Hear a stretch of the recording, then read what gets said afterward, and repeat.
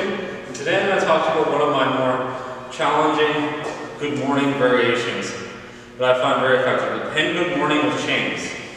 Now the chains are for accompanying resistance, so that way when you're getting up off the pins, it feels extremely overloaded and it's like pulling dead weight off. And that way you're going to really overload the erectors.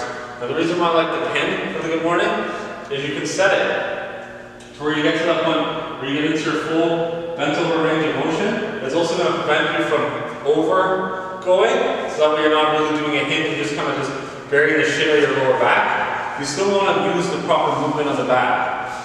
And so the good mornings are a very effective exercise for building up your power lifts because of the fact that the spinal erectors are so important in powerlifting and squatting and deadlifting. So you do want to do this exercise. It gets a bad rep, but you have to do it properly. Now, with the chains involved, it gets a little bit more tricky.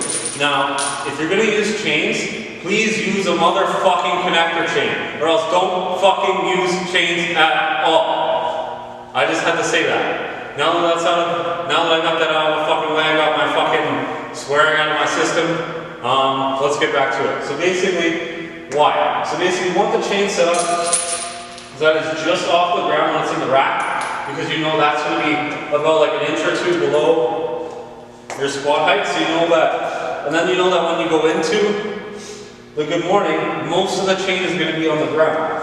About 50% or more of the chain will be fully on the ground, or full chains on the ground would be ideal. And then that way, by the time you get the full range of motion, you've amped up the weight, you've amped up the resistance. So, we're going to show you how to do this. So you're going to always do low bar for good mornings, and I hope I don't really have to go into the reasons as to why, but I'll tell you a little bit. If you go high bar, the bar will roll up into your neck. Do you want to do that? Fuck no, it's going to cause a lot of pain. So, do fucking low bar.